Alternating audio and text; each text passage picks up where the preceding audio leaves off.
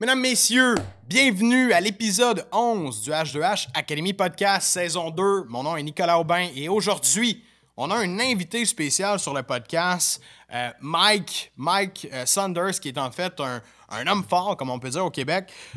Mike a un parcours vraiment intéressant dans lequel on peut comprendre et voir c'est quoi la résilience, la détermination, l'intensité, la passion surtout qu'un entrepreneur a besoin pour arriver à terme avec ses projets et tout ça.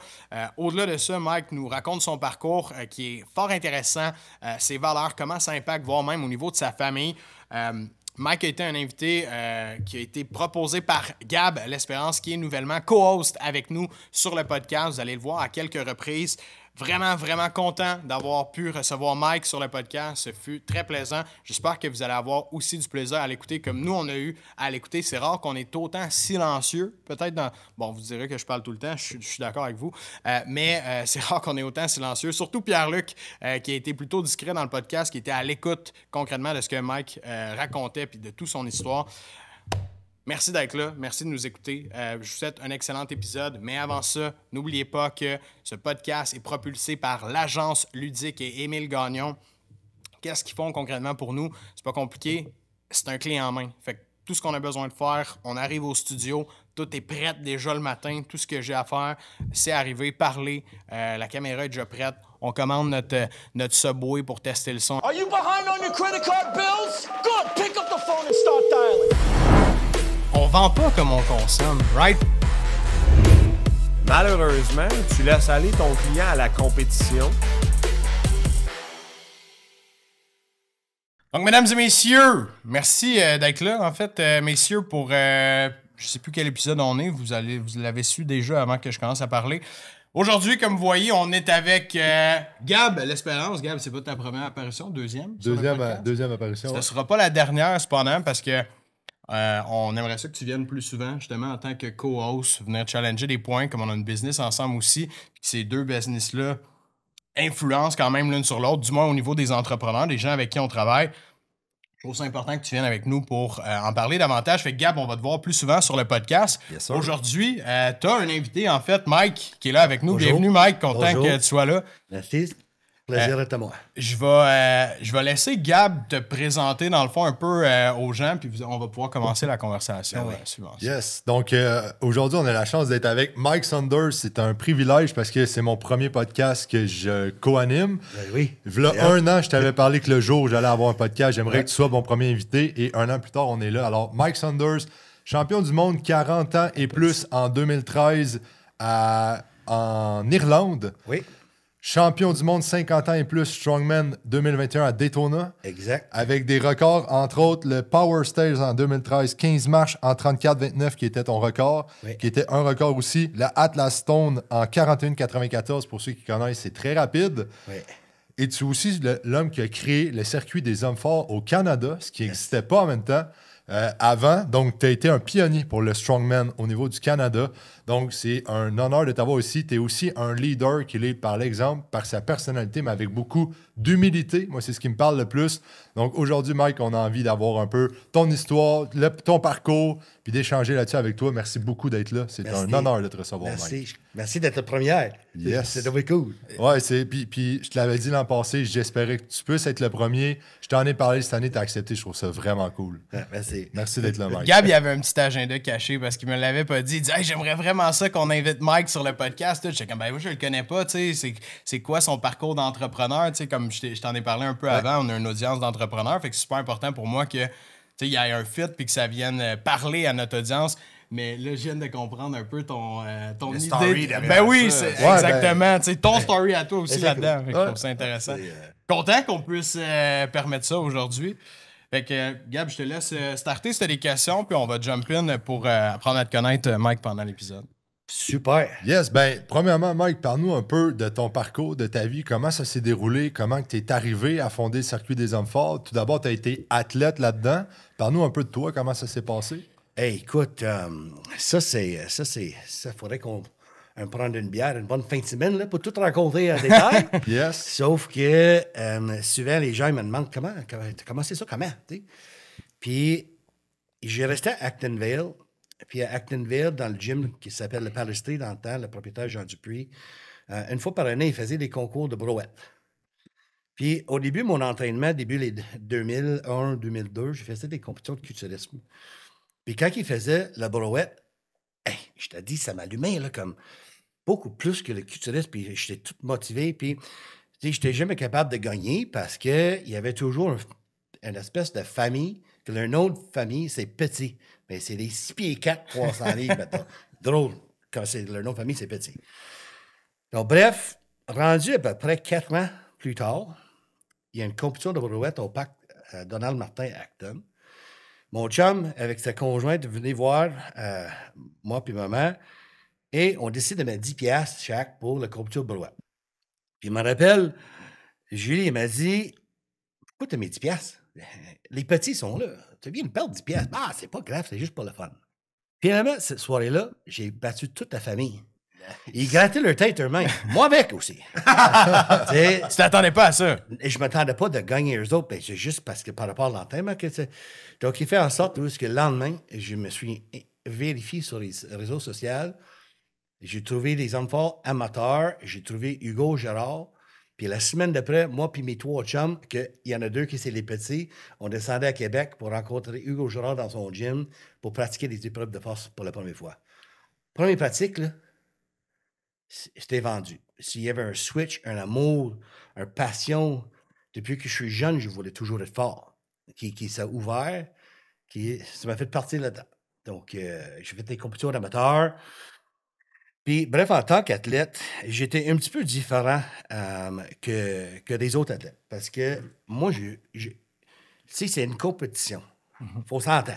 Puis, il y en a des gens qui veulent vraiment gagner. Il y en a des gens qui compétitionnent contre eux-mêmes. Il y en a des gens qui compétitionnent contre les autres personnes. Ben moi, là, c'était un esti de party quand j'étais là. Et c'était comme moi, là, c'était comme... J'avais la musique de mes oreilles, mon cœur battait, j'avais une souris sur la face. Du fun, là. J'ai du fun, là. Ouais. Comme vraiment le plaisir, et je suis tellement en amour et fier où est-ce que je peux vivre ça avec des foules de gens qui sont là pour nous regarder forcer, puis j'ai la chance pour leur montrer, tu sais, que pas un avantage, mais différemment, j'étais toujours le doyen. Parce que la majorité des athlètes étaient toujours entre 20 et 30. T'avais quel âge, toi, à ce moment-là? J'ai commencé... Attends une minute. J'avais 38 ans. OK, quand même. 38 ans, Ah, c'est ouais, ça. wow. Puis j'ai terminé quand j'avais 43. OK, ça a duré 5 À part 2021. Puis t'es revenu en 2021 Exactement. aussi. Ouais. Mais je trouve ça intéressant, un point que tu parles, parce que nous, on fait souvent référence à l'intensité de l'entrepreneuriat que les athlètes, les meilleurs athlètes dans le monde vont avoir. C'est-à-dire que si tu veux être Sidney Crosby puis être le meilleur joueur de la Ligue nationale, Chris, il faut que tu travailles à tous les jours. Il faut que tu ailles au gym, il faut que tu ailles sur la glace. Faut que... Tu peux pas être average, tu peux pas passer à côté. Mais il y a un point que tu apportes, je trouve, qui est vraiment intéressant, c'est la passion de ça aussi derrière. Là, pour arriver à ce niveau-là, t'as bien beau être ultra discipliné, mais comment tu la drives, cette discipline-là? Toi, c'était ça un peu qui te drivait là-dedans? Oui, parce que quand tu rêves de quelque chose depuis que tu es petit, tu sais, à 5 ans, là, mon super-héros, là, plus c'était le Hulk. Tu sais, j'ai regardé des livres de Arnold Schwarzenegger, Franco Colombo, tu sais, Sergio Oliva, puis hey, je m'entraînais au gym, mais j'étais jeune, puis c'est comme... J'ai pas eu l'opportunité à un jeune âge de évoluer dans les hommes forts. Okay. Sauf que quand tu es jeune, puis tu rêves de quelque chose, puis à un moment donné, ce rêve-là, pendant plusieurs années, il est pacté en bas parce que tu fais d'autres choses. Tu Tu l'avais découvert, tu l'ouvres, et tabaslac. C'est quand même, ça a pris beaucoup d'années pour toi quand même avant de te rendre là. Oui, effectivement. Tu sais, j'ai eu une période de ma vie... Moi, j'ai comme eu 2 vies. J'ai eu la vie avant 30 ans, puis j'ai eu ma vie après 30 ans. Parce que avant 30 ans, mettons, de l'âge de facilement de 23 à 30, j'étais vraiment dépendante de l'alcool puis de la cocaïne. Okay. Donc, à 29 ans, je me suis rentré dans un centre de thérapie où j'ai resté là pendant 7 mois et demi. Un des meilleurs cadeaux que je m'ai jamais fait de ma vie. Puis, ça m'a fait découvrir qui je te suis. Puis, à partir, je me suis toujours dit, la journée que je sors, je m'inscris au gym. Puis, exactement ça que j'ai fait. Donc, puis depuis ce temps-là, ben, c'est que il y a tellement de choses qui ont développé. Donc, tu sais, le fait que tu vis ça, par rapport à ce que tu vis qu'avant, mais tu es dans cette position-là, où est-ce que tu peux montrer aux gens que je suis pas un pourri Calvaire. Ah ouais. Tu sais, je suis quelqu'un. Tu sais. T'avais envie de te prouver aussi. Oui. Tu sais, je fais référence à ce que tu as dit, mais tu sais, je comprends ça un peu aussi. J'ai été dans l'alcool, la drogue, puis ce monde-là jusqu'à 25 ans peut-être dans ces eaux-là. Puis, tu sais, il y a comme quelque chose que tu veux prouver, pas aux autres, oui, mais à toi-même aussi, que tu veux plus retourner là-dedans. Tu veux te démontrer que ce côté-là de ta vie est de côté, puis que t'es plus que ça. Tu vaux mieux que ça, là, tu sais, clairement. Là, exactement. Puis j'aimais ça parce que j'étais plus vieux. Ouais. Donc, c'est comme... C'est en arrière de moi, là, ça. C'est dans le sens où, tu sais, les gens qui avaient 39 ans ou 38 ans ou 40 ans, je suis trop vieux pour faire ça. Ou, tu sais, je me sentais honnêtement à 21. Mais j'étais plus vieux, donc j'avais toujours une petite étoile de plus. Comme, mettons, j'ai fini chez troisième. Ouais, mais c'était toujours... Oui, ben, lui, il a 23, tu sais. Lui, il a 38. T'es mieux de fermer ta gueule. C'est crissement bon, ça. J'aime. Il y a 2 points que je trouve vraiment intéressants dans ce que tu viens de dire. C'est que tu as commencé par le bodybuilding parce que tu avais regardé Arnold, Sergio Oliva, Franco Colombu, qui étaient dans le temps des bodybuilders, qui étaient très forts aussi. Soit dit en passant, cette génération-là, c'était des bodybuilders qui étaient très forts. Et sans te rendre compte que ce qui t'animait plus, c'était plus l'aspect de la force que l'aspect bodybuilding en soi. Puis c'est à 38 ans que tu as vraiment découvert ta passion. Puis, tu sais, j'entends souvent du monde qui me parle, ils sont comme « Ah, mais tu sais, rendu à mon âge, c'est peut-être pas évident de partir. » ou de... Mais ils ont 33, ils ont 35. Alors que toi, à 38, tu sais, tu dis « J'avais l'impression que j'avais 21. » Là, tu as trouvé ta passion, puis de là, la discipline a explosé, puis il venait tout seul parce que tu étais passionné de ça. Fait que, tu sais, il est vraiment pas trop tard. Puis non seulement ça, mais tu as ensuite fondé le Circuit des Hommes forts Canada. On va t'entendre un peu plus là-dessus. Mais tu es devenu double champion du monde dans une passion que tu as découvert à 38 ans. En plus, une passion, l'entraînement, que les gens pensent tout le temps qu'il faut avoir commencé à 18, 19, 20 ans pour pouvoir être bon. Tu as commencé à 38, tu étais double champion du monde. J'avais tellement hâte d'arriver à cette compétition-là en Irlande. Là. Ça m'a pris 3 ans d'y aller. Ben, j'ai été refusé 2 fois, puis la 3e fois, j'étais accepté. Puis là, parce que j'ai compétitionné toute ma carrière. J'avais commencé, 36, 37 amateurs. Puis, rendu à 40 ans, j'en ai eu tellement de compétitions, championnat. J'étais toujours entre 5 et 7 au Canada. Toujours contre les maudits jeunes. Ils me disaient, mais maintenant avec une gang de mon âge, Calvaire. Là, ça va s'amuser, tu sais. Donc, le fait que j'allais en Irlande, puis tout le monde au-dessus de 40 ans, moi, j'allais là, ils sont dans la merde. Je te dis, c'est comme j'étais tellement craqué de vivre pour la première fois compétition avec des gens de mon âge. C'était hot. Mais c'est des catégories d'âge là-bas? Oui, c'est ça. 40 ans et plus. C'est ça, OK. OK, c'est Oui, ça. c'est les championnats le maître. Alors ici, 40 ans et plus. Où À tu 40 ans et plus. compétitionnais ici, c'était mix, Open. là, tout le monde. Là, OK. On n'avait pas... Masters, là, des maîtres, il n'y avait pas de... C'était pas populaire au Canada.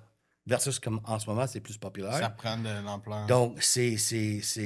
C'est là que j'ai eu la difficulté de rentrer. On n'avait pas un système qualification. Tu sais, mais il ne pouvait pas bien te classer par rapport c'est justement, ça. parce Même que si j'ai dit, il n'y a pas il y a personne au-dessus de 40 ans qui est plus fort que moi, là.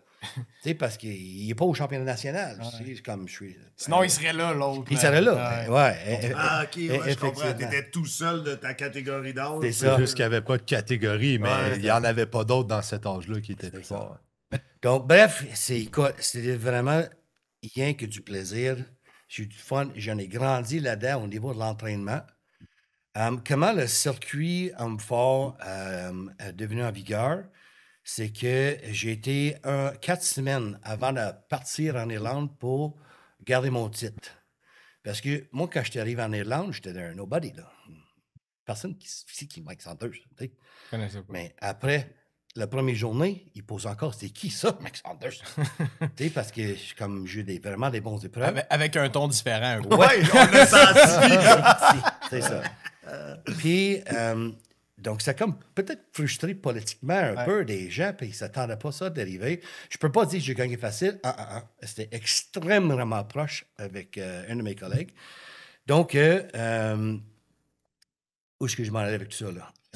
C'est les c'est ça. Ce qui t'a amené. C'est ça. Donc, dans le fond, là, qu'est-ce qui est arrivé? C'est que 4 semaines avant de retourner en Irlande pour garder mon titre, on faisait une compétition toxicogène, où ce que j'avais fait mon thérapie pour un élevage. On faisait ça toutes les années, une compétition-là, pour un élevage de fond. Pour le sang. C'est cool. J'ai déchiré mon tendon d'Achille. Ouais, donc là, j'ai 44, puis mon tendon d'Achille a lâché. Je suis 4 semaines avant d'y aller en Irlande, c'est sûr, c'est fini. Je me suis fait opérer. Là, je suis sur mon divan dans la maison, puis là, dans ce temps-là, ça allait un petit peu moins bien avec les hommes forts au niveau de l'organisation. Je ne veux pas nommer des noms, mais ça allait pas bien. Il y avait trop de politique, il y avait pas une échelle, où il n'y avait pas une structure. OK. Où est-ce que n'importe qui veut aller à la championnat national qui pouvait suivre. C'était pêle-mêle. Ouais, c'est ça. Je comprends. Donc, j'ai parlé avec Julie, puis je disais que j'aimerais ça organiser quelque chose au Canada. Donc là, je suis sur du vent, ma jambe est allongée en plâtre, puis je fais, ça y est, c'est ça que je fais. Je suis plus capable de compétitionner, donc je vais m'aventurer puis vivre ma passion en créer une organisation. OK. Donc là, ça est devenu pour calculer des coûts, puis j'avais pas dit à personne à part de Jean-François Caron. C'est un gars que je respecte tellement, qui est un homme, l'homme le plus fort au Canada, qui casse tous les records, puis au niveau mondial, un des hommes les plus forts au monde aussi. Mais bref, dans le fond, c'est 10h30 le soir. Julie arrive avec le téléphone et dit « Mike, il y a un journaliste au téléphone pour toi. Hein? » Je prends le téléphone. Je dis « Oui, allô? » Il dit « Oui, Mike Saunders, je suis le journaliste pour le Journal du Québec. Puis, il y a eu un peu de bisbee que Jean-François Caron n'est pas invité au championnat provincial pour se qualifier au national cette année. Puis, Jean-François il a dit que, de toute façon, Mike Saunders, il va créer un circuit import. C'est tout vrai. Oh my God! Il faudrait que je prenne la décision là. Donc, je vais... Oui, exactement. I'll do it. Puis, depuis ce moment-là, il n'y a pas de retour. Donc, C'était ton commitment, puis là, t'as dit let's go. let's go. C'est ça, all in, man. All in. Okay. Donc là, t'as 44 ans. Ouais. À ce moment-là, t'es blessé, donc tu sors de la compétition, mais avant ça, t'étais pas entrepreneur ou t'étais pas dans... Non, je travaillais chez Excellence Auto, un représentant dans le domaine de voitures, occasion, vendeur. OK. Fait que c'est vraiment la passion qui t'a amené à aller plus dans l'entrepreneuriat et développer les projets. Exactement. All right. Fait que ça part de la passion. Puis là, tu dis, moi, je veux faire quelque chose là-dedans. Il y a de la politique dans le sport. Moi, j'ai été dans le sport du bodybuilding, fait que je reconnais un peu ce que tu veux dire. Il y a de la politique là-dedans. C'est pas facile de monter puis de se faire voir puis de se qualifier pour aller au plus haut niveau pour les gens qui veulent. Fait que là, tu dis, let's go, moi, je pars là-dedans. Exactement. Un de mes grosses inspirants, c'était mon coach, Yannick Morin. C'est le propriétaire de la Batcave à Waterloo. Pas la Batcave, La Tôle, excusez-moi. C'est son ancienne gym, la Batcave. Le gym La Tôle à Waterloo. Puis, dans le fond, j'ai ouvert 2 entreprises. J'ai ouvert le Circuit M4 pour la ligue professionnelle. Puis là, j'ai pas le choix. Il faut que je l'ouvre une ligue amateur. Parce qu'aux États-Unis, là, le président de la Ligue des hommes forts aux États-Unis, je connaissais, on était au niveau des événements mondiaux ensemble, puis ça fonctionnait vraiment bien avec des cartes à membres, tu sais, là-bas, les États, qui ont des qualifications. Donc, bref, j'ai fait la même chose au Canada. J'ai ouvert un deuxième, où est-ce que Yannick était mon partenaire. Excusez-moi, on était moitié-moitié. Puis, on a créé un site web, on a créé une carte à membres, puis je me suis dit, toutes les provinces, si on veut mettre Canada sur la map, puis être capable de revenir, à monter à la monde entier, international, qu'on a des bons athlètes, ça prend une structure. Mais la Ligue nationale, là, s'il n'y a pas d'amateurs, T'as rien pour fueler. Ça là. peut pas monter dans c'est exactement ça. Donc, j'ai dit, toutes les provinces ont besoin de ramer dans la même direction. Donc, on a créé une structure, on a créé des règlements, Wow. on a créé des cartes de membres. Qu'est-ce qui m'a donné un coup de pouce? C'est que j'avais une bonne relation avec la personne qui a fondé le championnat mondial des amateurs. Donc, si vous voulez y aller au championnat mondial, il n'y a pas de choix de suivre notre échelle. Envoyez vers toi. Que ça fait juste exploser avec plein de choses. Fait que ton premier pas dans l'entrepreneuriat, justement, comme ça, a été purement de la passion, comme on disait. Puis est-ce que c'est quelque chose que tu voulais ou est-ce que c'était comme je suis forcé de faire ça ou comme ma mission, c'est d'aller faire ça? Est-ce que l'entrepreneuriat, c'est quelque chose qui t'intéressait avant de sauter là-dedans ou pas plus qu'il faut? Écoute, j'ai un tatou ici sur un gros rhinocéros. C'est mon animal de choix. OK. Parce que quand ça met à courir, là, au toit de là, parce que ça s'en vient. Puis j'avais cette passion-là qui me donnait cette... Je savais que j'avais beaucoup de négatifs. Parce que, veux pas, dans tous les sports, il y a les politiques. Tout le monde veut utiliser... Tout le monde veut du pouvoir. J'ai appris ça. Tout le monde voulait. Moi, j'ai fait ça. T'sais. C'était important pour eux que d'avoir une signification qu'eux, ils ont... Donc, avec leur façon, puis ça fonctionne comme ça, puis ça a marché comme ça un peu dans toutes les provinces. Donc, j'avais des challenges de les gens. Mais j'étais jamais un gars pour la chicane. Mais quand tu crées un circuit avec une structure égale à toutes les provinces, avec les règlements que c'est la même chose pour tout le monde, C'est sûr que ça fait de la chicane. ben comment tu peux... Puis t'es passionné de ce sport-là. Là. Ouais. Oui, OK, mais pourquoi tu ne voudrais pas le faire? Puis finalement, la manière que j'ai expliqué aux gens, que j'ai stické là-dessus, puis j'ai réussi à convaincre la plupart des gens extrêmement négatifs qui disent que c'est un profiteur, mais il met tout l'argent dans son compte de banque. Ah ouais, OK. C'est pas ça par C'est pas ça pour l'argent, là. Non! Zéro T'sais, d'une barre. Tu fais une entreprise, il faut que tu vis quand même. Ouais, mais c'était pas la manière que eux autres, ils l'emmenaient ça. Comme j'ai fait ça, je prends l'argent pour tous les athlètes. Donc, j'étais capable de m'exprimer avec la passion que c'est pour ça. Je vais t'expliquer combien ça coûte, vraiment. Puis je vais t'expliquer la structure, puis comment je vois ma vision là-dedans. Puis tu me diras si tu vois ça de la même façon. C'est vraiment intéressant parce que il y avait définitivement une demande dans ce marché-là. C'est-à-dire que tout était déconstruit, là. On peut dire... Pour moi, je vois ça comme un océan bleu, là, complètement. Là, nous, c'est un terme marketing, l'océan bleu, que il y a personne qui... C'est un petit lac dans le fond du bois que personne pêche, là, puis que personne veut utiliser. Mais... Il y a pas de règlement, tout le monde y va quand il veut. Je vois ça un peu comme ça, tu sais, puis... Ben, c'est ça. Ben, c'était ça notre objectif. Parce que si tu vas dans un gym, il y a combien d'athlètes dans le gym qui pèsent 300 livres? Qui lèvent 750 livres au deadlift? Il n'y en a pas tant que ça. Exactement. Il n'y en a pas tant que ça. Mais il y en a comment qui pèsent 175? Qui travaillent fort pour forcer, puis... c'est ça que tu m'avais dit. Ouais. Je me souviens, la première fois que tu m'as parlé de ça, c'est nous, on voulait n'importe qui. Parce que moi, je âge, race, homme, femme, qui a envie d'essayer. D'être fort. Il y aurait un chemin. Il y avait une opportunité. Il y a au moins quelque chose qui peut s'en découler. Tu peux commencer. Tu as un 4 membres, une compétition, tu peux être novice, tu peux être... On avait 5 catégories de poids. Donc, le gars qui avait 175 livres, il ne voulait pas compétir contre un gars de 275. Il y avait son catégorie de poids, il y avait les gens sont...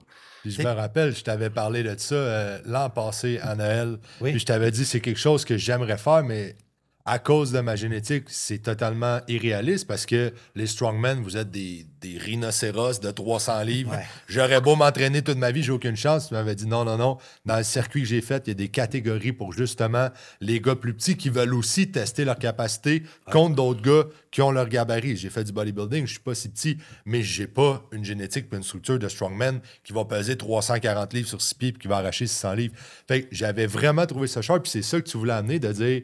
Il y a ces hommes-là, comme toi, comme Jean-François Caron, qui vont être l'élite mondiale. Ouais. Mais il y a de la place pour tout le monde qui a envie de triper et de se défoncer par passion, peu importe ta génétique. Puis ça, c'était au cœur de ta mission. Je me rappelle, tu m'avais expliqué, puis ça m'avait marqué, puis j'avais fait « Shit, je savais pas qu'il y avait ça. » Le nom, c'était ACAFA.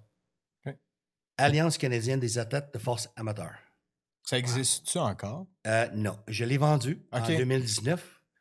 Puis... le COVID, là, a vraiment fait mal aux amateurs et aux femmes, malheureusement. OK. Ouais. Mais le résultat de ça, juste pour donner une idée, cette ACAFA, quand on a commencé le circonfort professionnel, et on avait à peu près 15 athlètes. Donc, on a choisi, là, ça prenait des hommes forts gros, tu sais. Puis après, on a mis la structure. Mais quand je l'ai vendu en 2019, on avait formé un total de 39 professionnels de ligue amateur. tu peux imaginer notre première année à ACAFA, pour léger, là, il y avait comme 2 athlètes. La dernière année, c'était la plus grosse catégorie. Ah ouais, nice. Fait que ça l'a réalisé ta mission. Oui. Mais moi, je trouve ça épatant que sans nécessairement avoir de connaissances entrepreneuriales, tu as rentré dans un marché qui était un open market, tu as structuré ça, tu as créé des opportunités pour les gens. Parce que, tu sais, en fait, c'était un peu ça. Quand tu étais plus jeune, tu voulais forcer, c'était quelque chose qui t'intéressait, mais tu sais, si tu avais pesé 120 livres et tu avais eu ce désir-là de forcer, tu n'aurais pas pu jamais. Ouais. Fait que tu as créé quelque chose pour tout le monde, de tous les poids. Tu sais, t'as créé des opportunités pour les gens, puis c'est ça, la beauté de l'entrepreneur, la beauté de l'entrepreneuriat, c'est de créer des opportunités pour que les gens puissent se développer, puis t'es venu répondre clairement à un besoin, puis à une problématique qui n'était pas structurée. C'est ça l'entrepreneuriat, quand tu réponds à un problème, les clients sont là, la demande est là, puis ben, finalement l'argent suit, puis la business suit, c'est incroyable. Là. Mais tu as dit tantôt comme tu as vraiment mis le point sur le i quand tu dis que tu es parti ça en gros avec de passion. Mais je trouve qu'en tant qu'entrepreneur, si tu forces pour faire de quoi, parce que tu veux juste faire l'argent, ça ne marchera pas. Ça marche pas. Non. Mais si tu es vraiment intérieur, ton cœur est attaché avec ton cerveau, là, que ça travaille ensemble, mais tu es passionné de quelque chose, j'ai vraiment croyé qu'il n'y avait absolument rien qui pouvait m'arrêter, à part de décéder. Ouais, il n'y aurait pas eu d'embûche ou peu importe que tu n'aurais pas surmonté. N'importe quel négatif en même moment. Puis je le vois bien, ce côté-là. Puis en voulant dire, je me retrouve moi aussi là-dedans parce que on a lancé surtout cette business-là qui est H2H Academy. Moi, la passion de l'enseignement, de la vente, c'était dans mon corps. Je veux dire, j'ai été enseignant dans le domaine public. Puis la vente dans le domaine public, c'est enseigné de façon assez... Soft. Soft, ouais. On pourrait utiliser le mot soft, c'est un bon mot. Je veux pas trop écorcher mes anciens collègues.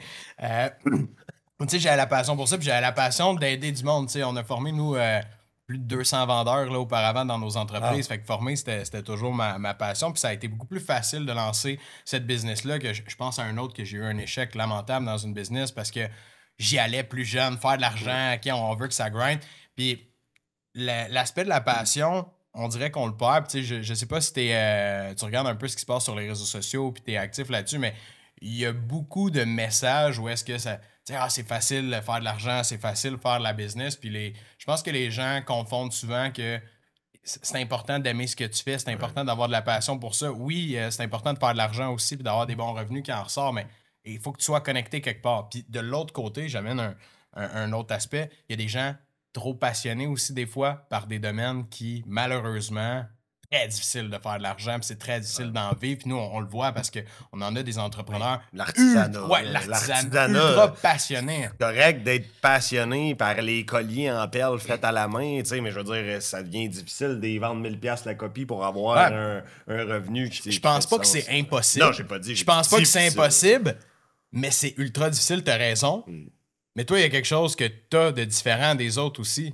Puis je pense que c'est la combativité, le fait que tu étais justement quelqu'un de compétitif, quelqu'un qui allait à la guerre. Tu sais, moi, j'aimerais ça que tu me parles comment cet aspect-là de résilience, combativité, que j'imagine que c'était ça au quotidien. Là, tu sais, t'as balancé 2 échecs avant de te rendre en compétition en Irlande directement. Tu étais habitué à la résilience, là, j'imagine, quand tu t'es lancé là-dedans. Comment ça l'a influencé sur ton parcours? Sur mon parcours, tu parles après? Ou... Dans la business, là, tu sais, parce que j'imagine que ça n'a pas été facile. Là, Non, mais écoute, tu sais, depuis presque toute ma vie, j'ai battu. Pas battu, là. Toi, tu t'es battu. Moi, je me suis battu. Contre toi-même aussi. C'est ça, tu sais, j'étais adopté à 5 ans, dans une famille d'accueil, tu sais, puis... J'ai pas eu une enfance facile parce qu'on n'avait pas beaucoup de sous. Puis, tu sais, je me battais pour le vrai à l'école primaire quasiment tous les jours. Puis, tu sais, j'étais pas trop beau parce que c'est ma mère qui a coupé mes cheveux. Puis, mes lunettes, tu sais, j'ai détesté mes lunettes, donc j'ai brisé mes lunettes. Puis, je reviens à la maison, puis je dis à ma mère que je l'ai cassé en jouant au sport. Donc, tu sais, ma mère, chaque fois que j'ai cassé mes lunettes, elle venait avec une nouvelle paire, mais avec le frame plus gros. Hey, 4e paire, là, il y en avait assez de plastique dans mes lunettes pour faire 10 paires de lunettes. Tu sais, c'est comme... Tu sais, ma mère était naissante, elle dit, bon, tu sais, ils sont pas trop, mais pas fort, des lunettes. Donc, là, j'avais des méchantes patentes de lunettes. J'avais coupeur de cheveux de ma mère, puis elle est vraiment pas coiffeuse, puis du linge seconde main. Tu vois l'image. Ah ouais, 100%, je Donc, comprends. j'ai passé au travail ma vie, toujours en battant pour s'en sortir, la consommation, Mais j'ai quand même, quand j'ai réussi à éliminer la drogue, là, c'est bois, moi, je me suis dit, I can fucking do anything. Ah ouais, c'est C'est comme, wow. Donc, Puis aussi, de 20 à 25 ans, j'étais dans une entreprise où on a fait beaucoup de porte-à-porte. Oh, yeah. Parce qu'on a créé notre on vient de marketing. là, nous autres. C'est ça. Mais, hey, je te dis, c'était un tabac-slack d'école. Là. Hein? C'est ta forme dure. Là. La meilleure école qui La existe. meilleure école. Donc, tu mets ça là-dedans comme éducation, tu sais. Je vois le Passionné. package total. C'est ça. Ouais. Moi, il y a quelque chose que je veux ouvrir une parenthèse. Là, tu sais, le rhinocéros, le story, la résilience. Oui, la passion, mais il y a un dénominateur que je vois chez toi qui est l'intensité.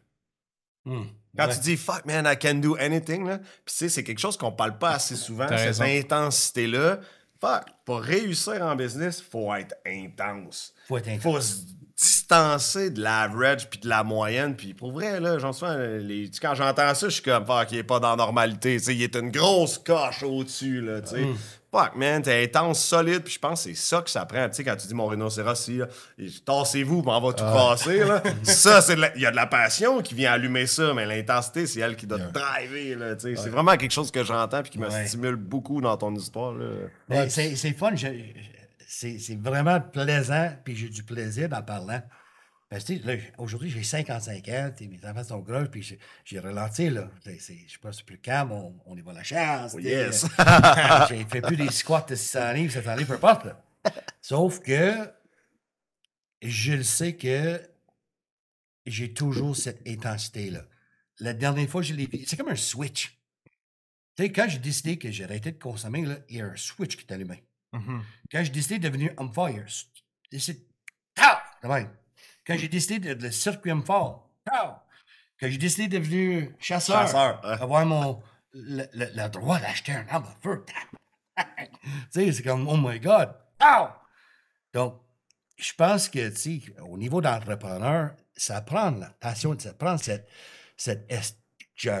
goût, tu sais. Puis, mais comme tu dis, il faut être quand même cohérent, puis assez mature au niveau de revenus.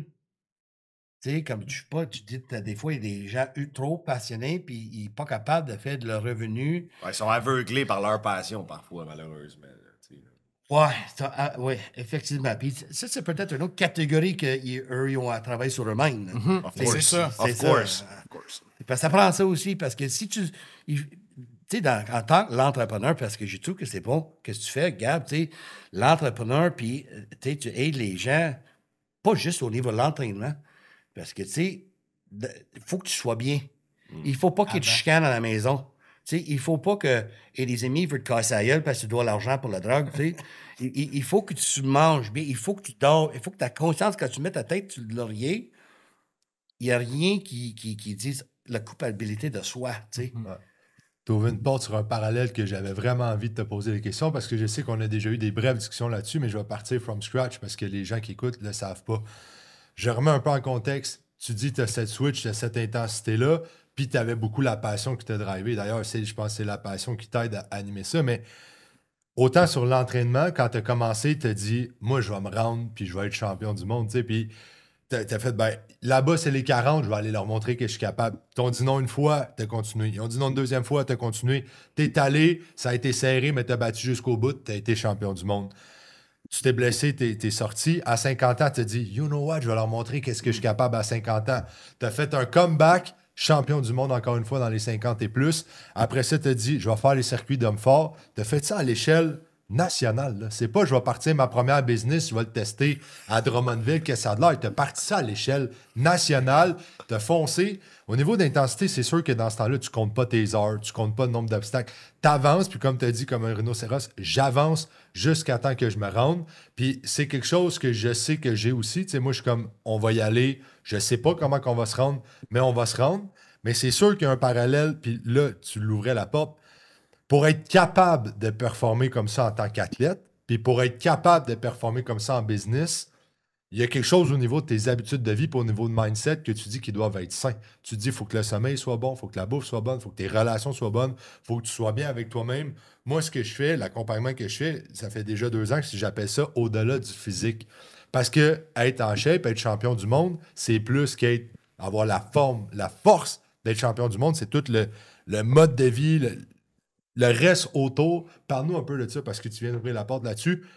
Quelles sont, tu dirais, les habitudes de vie, le mindset, les choses qui sont importantes pour, être capable de devenir champion du monde, se blesser, puis le redevenir une deuxième fois, puis après ça, aller en entrepreneuriat, puis affronter tous les défis qui viennent avec. Parce que là, tu nous parles de la passion, tu nous parles de la mission, mais c'est sûr que pour conquérir un pays dans un domaine de même, c'est sûr qu'il y a plein de défis qui sont venus avec, puis tu n'as jamais arrêté de te foncer dedans. Qu'est-ce qui fait que tu as cette capacité-là, puis tu es capable de l'endurer sur 15 ans? Écoute, c'était une excellente question. Puis ma première chose qui est dans la tête, c'était mon entourage. Tu sais, mon entourage, en parlant de la mère de mes enfants, mon boss, c'est comme, j'ai fait la plupart de la construction de circuit fort chez Excellence Auto. Parce que en mon temps tranquille, tu sais, mes amis, Actonville, c'est un village de 5000 personnes.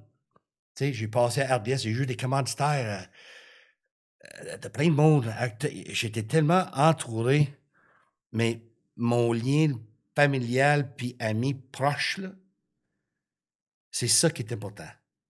Parce que quand j'avais des moments difficiles, où est-ce que j'étais en beau tab à slack, là, puis t'as pas envie de lâcher, puis envie de péter de quoi, parce que des fois, t'arrives, mais tu sais, j'avais quelqu'un à côté de moi qui disait, tu sais, ça va être correct, tu sais. T'es capable de passer au travail de ça. C'était pas comme, mais écoute, je comprends, c'est difficile, tu perds ton temps là-dedans, là. Ouais, c'est ça. Ça, je le vois souvent. Les saboteurs. Il y a un gars passionné, mais quelqu'un à côté que. Ah ouais. Ça, ton entourage, c'est une des plus grosses choses qui a m'aidé à passer au travail. J'aimerais ça te dire, par contre, tu sais, moi, je suis pas un homme parfait. Loin de ça. Puis, quand on a parlé surpassionné, bien, une des erreurs que j'ai faites, parce qu'il faut être tellement intelligent à l'écoute, parce que j'étais peut-être un peu surpassionné aussi, parce que j'avais l'encourage, j'avais tout autour de moi qui faisait « Go, man, on est avec toi ». Que j'ai comme mis à côté des choses, des personnes importantes qui ont fait en sorte où je me suis séparé. Parce que j'avais choisi, puis tu sais, je ne l'ai pas écouté. Donc, c'est important aussi quand tu es passionné et que tu as un bon entourage. Hey, là, wouhou! Hey, on est-tu chanceux? Mais il faut rester à l'écoute, par exemple, à ton entourage. Tu sais, quand tu... Les 2 pieds sur terre. Là. Oui, garde tes 2 pieds. Oui, effectivement. Pas les prendre pour acquis non plus. Hein. C'est ça, exactement. Donc, première chose importante, c'est sur ton entourage. Puis, tu sais, à part de ça, quand on parlait au niveau du soi, il faut que, une des choses que j'aimais, ben, je me sens chanceux, ben, je sais pas comment dire ça, sauf que j'ai fait ça simplement parce que c'était une passion, puis j'avais rien à prouver à personne. Moi, m'en foutrais si... Je cherchais pas le gars le plus populaire d'Actonville. Je cherchais pas d'être le pionnier des hommes forts au Canada, tu sais.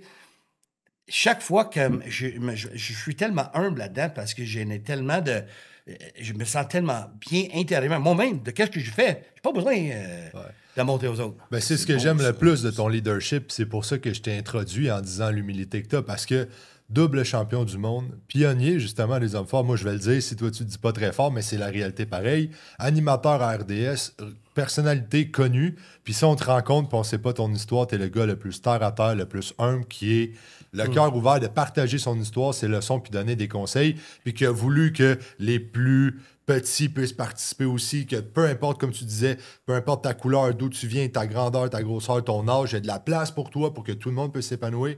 T'as vraiment un vrai leadership, selon moi, puis t'as jamais été là pour le titre. Il y a dans ton discours jamais question d'argent, de reconnaissance ou de popularité. Tu l'as fait par mission, par vision, puis dans un but de contribuer à quelque chose qui était plus grand que toi. Regarde, tu vas me faire pleurer, là. Non, mais c'est ça pareil, puis c'est ce que je trouve beau, parce que tu l'as fait pour plus que toi, pour donner une chance au monde, pour faire briller un sport qui t'avait donné beaucoup. T'es comme, il n'y a pas cette opportunité-là pour le monde.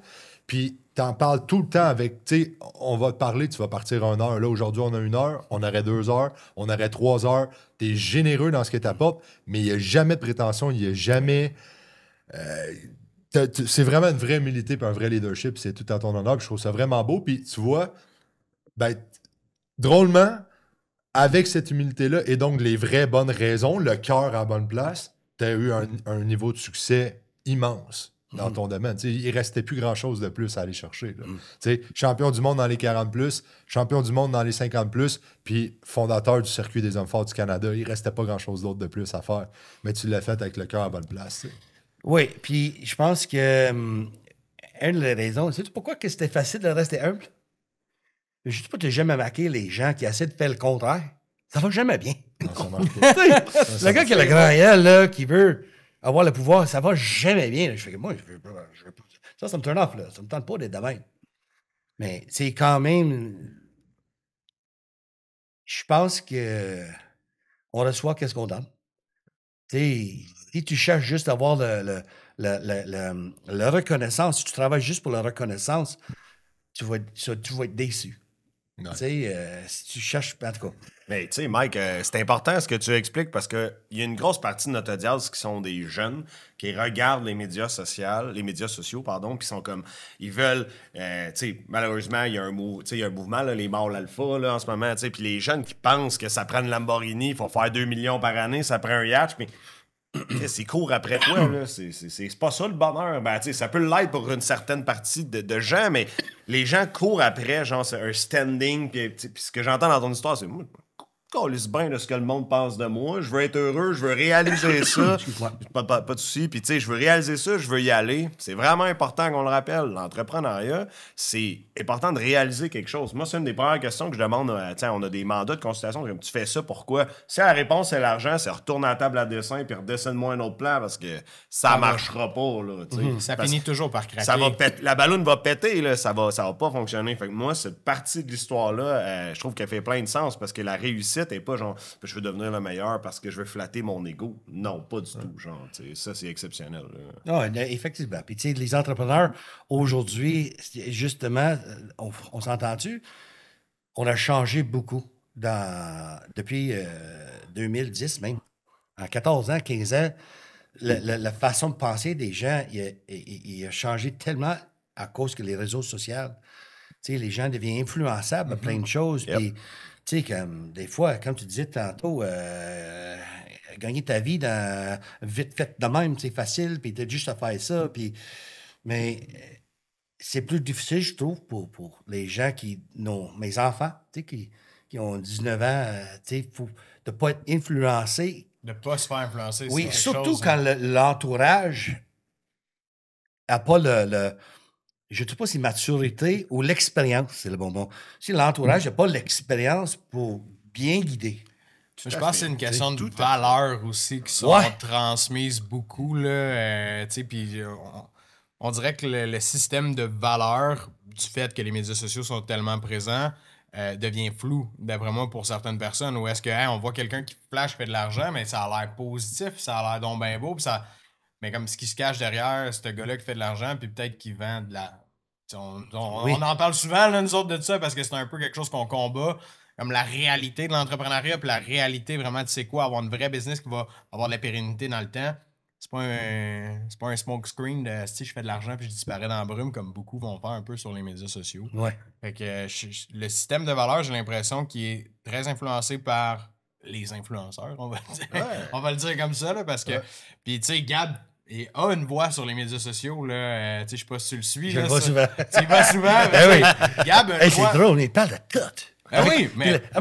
Son chat. Qu'est-ce que c'est?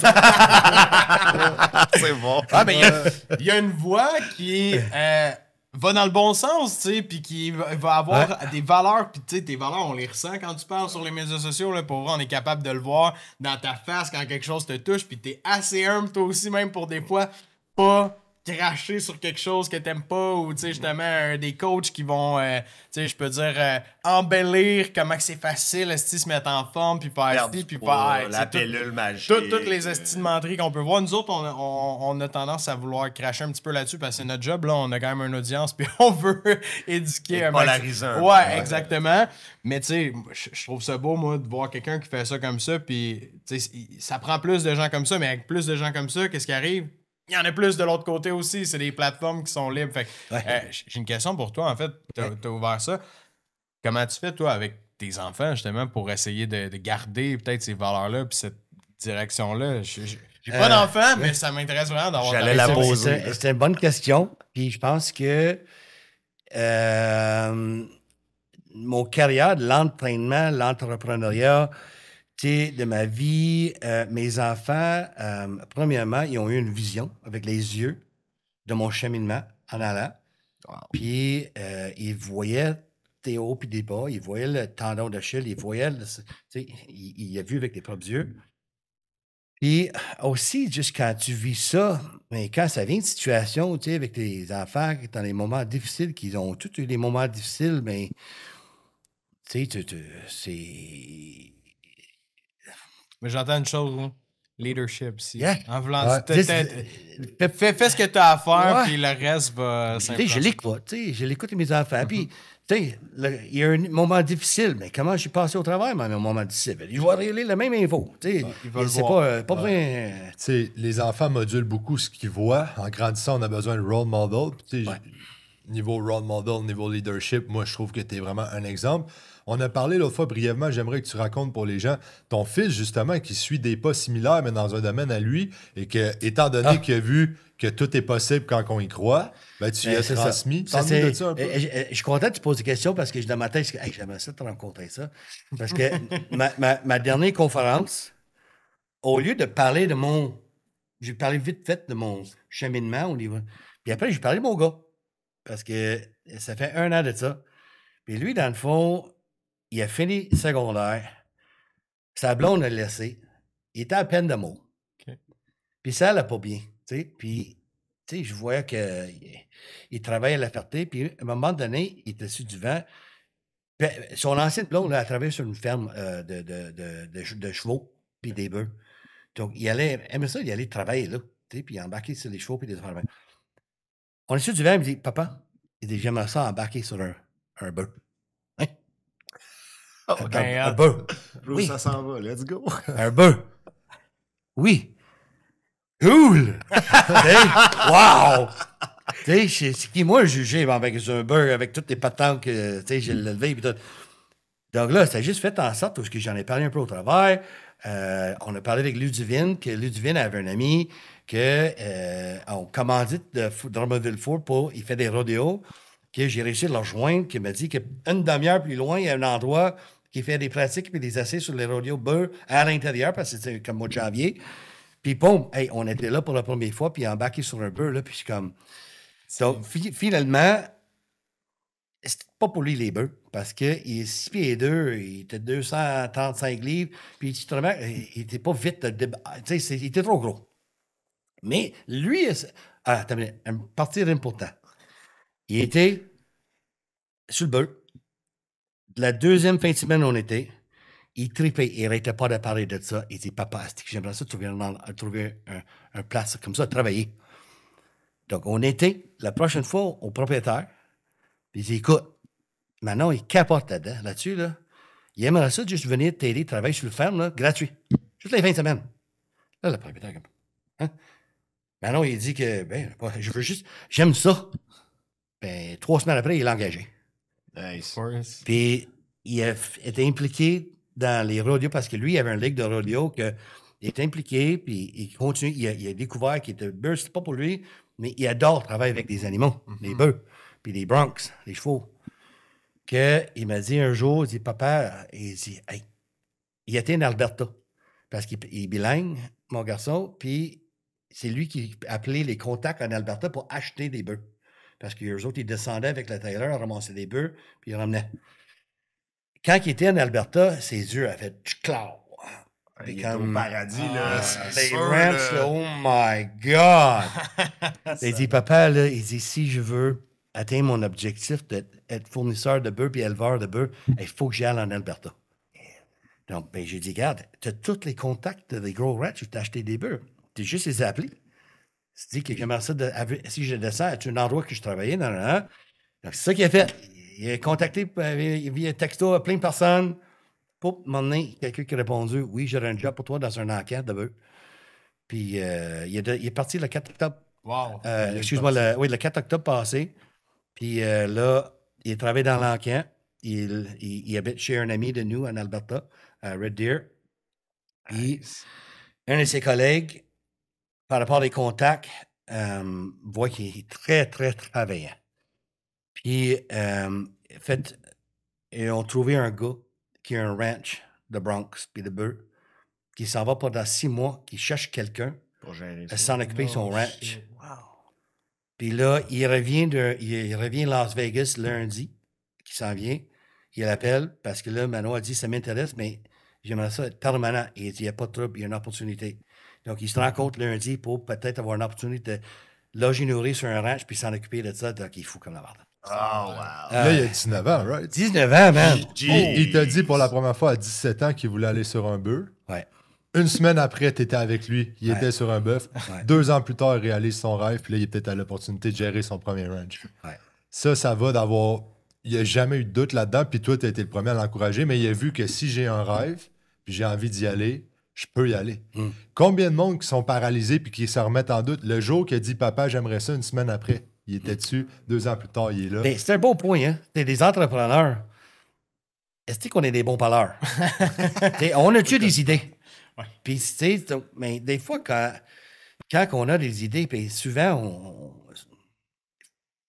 Abuse pas. Ouais, c'est ça. Go! Action. Action! Just do it. Je remarque ça, tu sais, en voulant dire que tu as été comme ça aussi, assez. Tu sais, go. Ok, j'ai une idée. Ah, Journaliste. Sur le téléphone, go, là. C'est là que ça se passe. Tu sais, au-delà de l'intensité, je pense que c'est la capacité de prendre action puis de se faire confiance là-dedans aussi. Parce qu'il y a beaucoup de gens qu'on voit qui sont figés, là, tu sais, l'analyse-paralyse, là, le fameux, la fameuse phrase qui dit ça, ben, on le voit énormément en entrepreneuriat. Puis je pense qu'encore une fois, ça revient au fait que les gens se comparent énormément, ils regardent alentour d'eux, là, ils voient, lui, il fait ça, je fais ça, je vais être correct, tu sais. Puis même toi, Gab, back then, je me souviens quand on a commencé à travailler ensemble, t'es comme, là, je peux-tu faire ça, je peux-tu... Tu sais, je trouve qu'il y a ce... C'est un plafond, là, comme à péter, là, qu'une année que, hey, quand je sais que j'ai confiance en moi que je suis capable de jumper dans l'action, définitivement, te montrer ça à ton fils, je pense, parce que ça se représente très bien dans son cheminement puis dans ça. Félicitations, pour vrai. C'est ça que je parle un petit peu au niveau des enfants. Tu sais, il a vu, moi, dans ma vie, tu sais, donc... Tu sais, puis avec des conversations en grandissant, mais... Puis tu as vraiment un dialogue où on voit que, comme le rhinocéros que tu parlais, sky is the limit. Quand tu décides que tu y vas, tasse-toi de là, j'y vais. Yes. Mais ton gars, à 17 ans, avait cette force-là. Ça vient pas de bien loin, là. Tu sais, c'est ça d'avoir donné l'exemple, puis c'est ça, tu lui as pas dit ça. Tu lui as montré ça. Puis ça, c'est le leadership. T'sais. Fait que félicitations pour ça. C'est vraiment... Merci. Ouais, parce qu'on essaie de plus en plus, parce que c'est ça qu'on disait, tu sais, on a de plus en plus de parents qui suivent des entrepreneurs qui ont des enfants. Fait qu'on a toujours une petite question, mettons, sur la gestion de la vie familiale, puis comment ça se passe, l'éducation, etc. Fait que merci pour le partage. Si tu posais pas la question, c'était comme my next in line. Là. J'en brûlais les lèvres. On est habitués de travailler ensemble. là. C'est hot, là. Tu sais, je voulais dire tantôt, là, en tant qu'entrepreneur, que quand on prend une décision pour faire de quoi, puis, tu sais, mettons, je te donne un exemple, un gars qui a une entreprise qui il veut vendre un tel produit ou il veut donner telle information, sauf qu'il y a toujours l'idée dans la tête, mais il réussirait jamais. Je sais pas si je m'exprime bien, mais moi, j'ai trouvé que des fois, si je veux quelque chose, moi, puis je veux l'atteindre de quoi, mais j'y réussis pas. Parce qu'il y a quelque chose en dedans moi, il faut que je travaille. Ouais. Il y a quelque chose qui bloque. C'est pas la faute de le gars, c'est pas la faute de l'élivreur, c'est pas l'électricien. Si je réussis pas d'avoir ce que je veux, il faut que je le vérifie dans moi. Pourquoi ça marche pas? Ouais, puis c'est souvent un exercice que je fais faire dans mes mandats de consultation au niveau des ventes. Parce que moi, je remets la responsabilité au vendeur. Parce que souvent, le vendeur va dire « Ah, c'était la pleine lune, le client ne voulait pas signer. Là, moi, je suis comme « OK, j'entends. Qu'est-ce que tu aurais pu faire pour faire autrement? » Ah, mais non, mais le client ne voulait pas signer. Non, qu'est-ce que tu aurais pu faire pour faire autrement? Va falloir que tu fasses une petite introspection, on va fouiller dans ton nombril, on va trouver c'est quoi le problème. Puis souvent, c'est très, très confrontant parce que c'est beaucoup plus facile de dire c'est de la faute des autres. Oui. Mais moi, je te remets ça dans tes mains, puis on va trouver une façon, on va le démêler, là. Mais t'as ta responsabilité. Puis l'échec entrepreneurial, plus souvent qu'autrement, c'est de la faute de l'entrepreneur. Des fois, bon, il y a un COVID qui vient, une politique gouvernementale qui vient comme shut down le marché, là. Mais outre ça, mettons, là, la plupart du temps, c'est de la faute de l'entrepreneur. C'est ça. Puis aussi, c'est la façon que tu le vois, ça. Yep. Tu sais, what doesn't kill you makes you stronger. Exact. Tu sais, donc, tu sais, quand tu parles de l'introspection, tu sais, tu vers les gens, OK, soit il ne sait pas comment, mais tu sais, j'en ai eu des gros échecs de ma vie. Tabarnak, j'en ai eu des gros. Mais c'est en passant, c'est des moments, là, difficiles, man, où tu as envie de tout abandonner, mais c'est les moments-là qui font en sorte que j'étais capable de faire ce que j'ai fait de ma vie. Ouais. C'est ça la résilience. C'est la capacité à rebondir, échec ou bien aux problématiques, puis de rebondir toujours un petit peu plus haut. Il n'y a personne qui a une trajectoire bien droite qui s'en va en augmentant. En tout cas, à part les salariés qui augmentent de 2 piastres de l'heure, là, leur salaire faire ça. Là. Mais sinon, autrement, l'entrepreneuriat, man, fuck. Il faut être fou un peu aussi. Ah, clairement. Il faut être fou un peu, man. Ouais, Parce que si tu veux pas, si t'es pas fou, faut être fou un peu, parce qu'on prend des risques, tu sais, puis on parle avec un niveau d'intensité que c'est comme... Mais tu sais, il y a des gens qui aiment ça, la sécurité, qui travaillent, tu sais, qui veulent que tout est bien. C'est un petit peu où je suis rendu en ce moment. Je travaille chez Ford, je suis bien, puis je suis en paix avec ça. Je n'ai pas de remords. Mais tu sais, c'est comme au niveau des entrepreneurs, il faut que ça prend des couilles. As-tu encore la flamme entrepreneuriale d'avoir tes projets, tes choses? Y a-t-il des choses qui s'en viennent pour toi dans le futur par rapport à ça ou stabilité? C'est une très bonne question. Je suis à l'âge de 55 ans, puis je suis un peu dans une position et j'ai pas encore, il n'y a rien qui m'allume. Donc, je me sens que je suis un peu de la vague de la vie. Tu sais, comme j'ai fait ce que j'ai fait, tu sais, j'ai assez de revenus, je travaille avec une bonne équipe. Puis c'est comme si quelque chose qui arrive un jour qui me fait allumer cette switch-là, il reste toujours là. Et ça, c'est pas quelque chose que ça s'en va jamais. Tu développes la passion de la chasse. Hein? Il y a tellement de business dans la chasse qui sont intéressantes. Là. Écoute, j'en ai des amis au travail, chasseurs, une saison de chevreuil. On a parlé rien que de ça là, pendant 2 mois. Du monde écœuré de nous entendre, mais c'est ça. Mais non. Comprends, ça fait 2 mois qu'il me parle juste de ça. C'est ça. Il me disait, tu sais, l'algorithme sur Facebook te pousse ce que tu veux voir. Puis là, lui, il me disait, je suis un peu écœuré, je vois juste des trucs négatifs sur mon Facebook. Je dis, tiens, prends mon mot de passe, check mon Facebook. C'est que de la chasse au chevreuil, puis juste de la chasse à l'orignal de A à Z. Genre, scroll, c'est rien que ça. Je parlais de ça parce que mon voisin vient d'acheter avec un collègue une pourvoirie. Ils vont opérer la pourvoirie. Puis il y a quand même des belles opportunités, des baux du gouvernement qui sont disponibles pour exploiter des pourvoiries.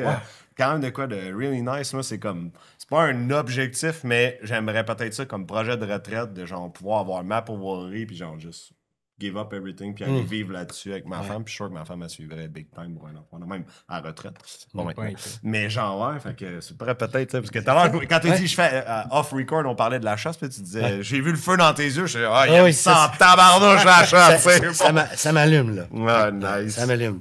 Mais c'est une très bonne question, tu sais, de cette flamme-là. Je pense que je l'aurai toujours, mais tu sais, je pense qu'en ce moment, je veillé dans une salle où j'ai 55 ans, puis j'ai des changements. Tu sais, je vais moins au gym, puis j'aime la chasse beaucoup, puis donc je suis comme juste dans un processus de création de quelque chose d'autre, sûrement.